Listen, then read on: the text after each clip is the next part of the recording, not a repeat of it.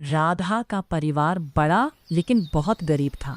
बूढ़े सास ससुर और बीमार पति अर्जुन, 4 साल का बेटा चिंटू, इन सब की जिम्मेदारी राधा के कंधों पर ही टिकी थी।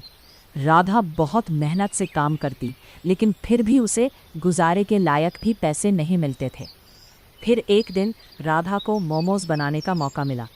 उसके बाद राधा की जिंदगी ही बदल गई।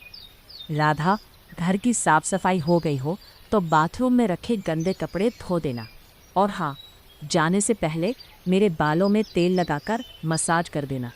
उफ़, आज सिर में बहुत दर्द है। पूरे हफ्ते ऑफिस में काम करके बहुत थक जाती हूँ। जी मालकिन। राधा अपने काम में लग जाती है। घर के सारे काम निपटाकर मालकिन के बालों में तेल लगाकर फिर अपने घर की ओर निकल पड़ती है। राधा का पति अर्जुन एक फैक्ट्री में गार्ड का काम करता था। उसकी हमेशा नाइट ड्यूटी रहती थी। एक रात वह काम पर जा रहा था कि रास्ते में एक तेज़ रफ्तार गाड़ी ने उसे टक्कर मार दी।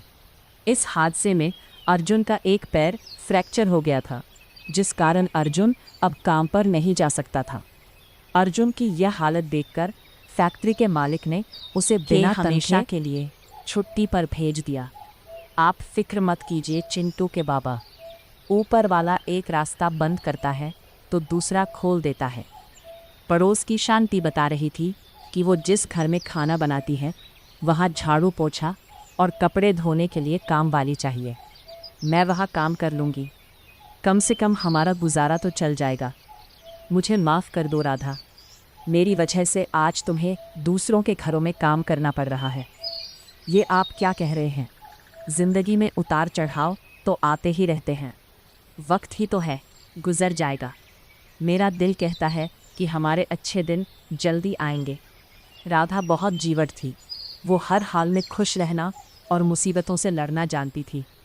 राधा के सास ससुर भी उससे बहुत खुश रहते थे। राधा बहू, कल से काम पर जाया करेगी तो घर के काम मैं संभाल लूँगी। तू घर की बिल्कुल भी फिक्र मत करना। हाँ राधा बहू, तू खूब मेहनत से काम करना। जी माँ जी, आपके और बाबूजी के आशीर्वाद से मैं बहुत जल्दी दूसरे घरों में भी काम पकड़ लूँगी। दूसरे दिन राधा शांति के साथ काम पर गई।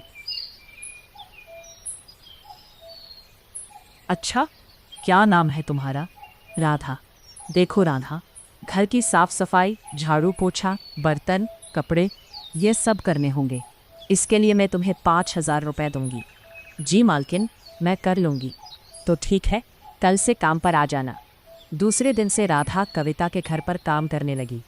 कविता बदले में उसे 5,000 रुपये देती। इतने कम पैसों में राधा और उसके परिवार का गुजारा बस इतना ही हो रहा था कि उन्हें 2 वक्त की रोटी मिल जाती थी। राधा कविता के घर के सारे काम करती। कभी कभी शांति काम पर नहीं आती तो राधा खाना भी बना दिया करती। अरे वाह राधा, तुम तो खाना भी बहुत बढ़िया बनाती हो। जी मालकिन, मुझे सब कुछ बनाना आता है। इडली, डोसा, छोले भटूरे, नूडल्स। धीरे धीरे दिन बीत रहे थे। एक दिन कविता के घर पर किटी पार्टी थी, जिसमें उसकी कुछ सहेलियां आने वाली थी। कविता के घर के पास एक बहुत ही नामी रेस्टोरेंट था, जिसका नाम गोपाल रेस्टोरेंट था। वहाँ के मोमोज बहुत मशहूर थे। ओफो, ये रेस्टोरेंट को भी आज ही बंद होना था। अब मैं क्या करूँ?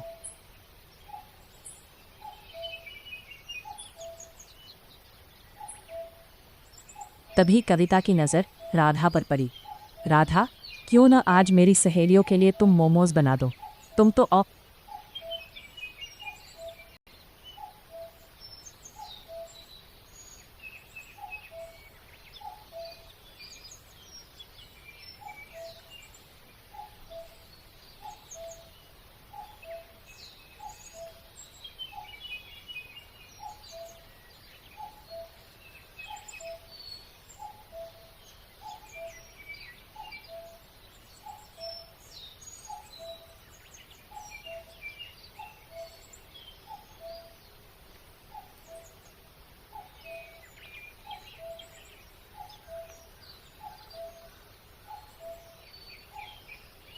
अरे वाह, बड़े टेस्टी मोमोज बनाए हैं यार।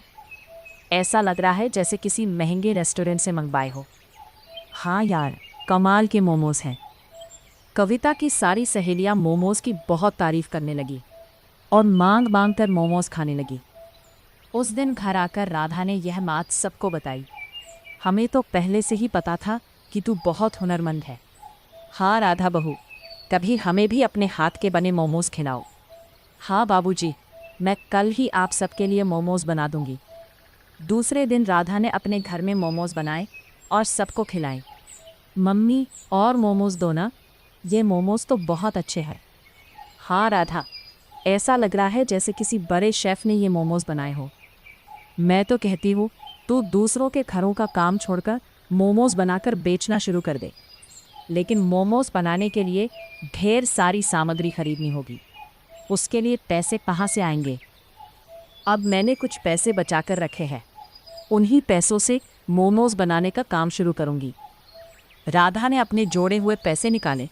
वो सिर्फ 2000 रुपये थे। तभी उसके ससुर रामदास बोले, राधा बहू, इसमें उदास होने की क्या ज़रूरत है?